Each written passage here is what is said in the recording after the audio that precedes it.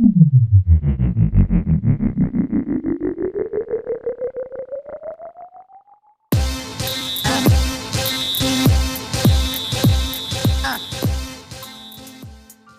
24 ans et quelques mois, Kylian Mbappé va succéder à Hugo Lloris et devenir le nouveau capitaine de l'équipe de France. La star de 24 ans était en concurrence avec Antoine Griezmann, autre cadre des Bleus. Selon les informations de l'équipe, Didier Deschamps a finalement porté son choix sur la jeunesse et devrait l'officialiser d'ici le premier match des Bleus ce vendredi face aux Pays-Bas.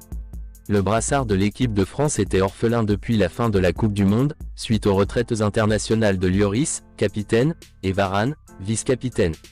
Jeudi en conférence de presse, le sélectionneur des Bleus avait confirmé que le vice-capitaine du PSG était parmi les prétendants mais qu'il avait d'abord besoin de rencontrer ses joueurs. C'est désormais chose faite puisque les Bleus sont arrivés à Clairefontaine ce lundi. Appelé pour la première fois chez les A en mars 2017 sans passer par la case des espoirs, le natif de Bondy s'est imposé comme l'un des visages du football français et mondial. Il s'est notamment révélé aux yeux du monde entier en remportant la Coupe du Monde 2018 avant de marquer la dernière édition de son empreinte, avec un triplé en finale et un titre honorifique de meilleur buteur du tournoi. L'équipe norvégienne a publié un communiqué mardi matin afin d'annoncer le forfait de son meilleur joueur, Erling Haaland, pour les 2 matchs de qualification pour l'Euro 2024 contre l'Espagne et la Géorgie. Erling Bro Haaland a eu mal à l'aine après le match contre Burnley. Nous espérions que ce n'était qu'une petite alerte, mais après avoir fait des tests et des examens hier, il est devenu clair qu'il ne pourrait pas jouer contre l'Espagne et la Géorgie.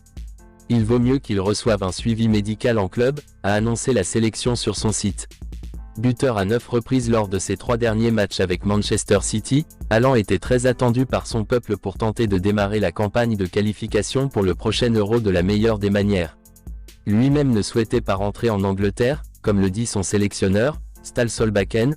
Erling a eu du mal à se rendre compte qu'il ne pourrait pas se battre pour l'équipe. Heureusement, il y a toujours beaucoup de confiance, de talent et de cohésion dans ce groupe pour gagner des points lors des prochains matchs. Sans l'homme aux 43 buts cette saison, la Norvège tentera de surprendre l'Espagne, samedi, à Malaga.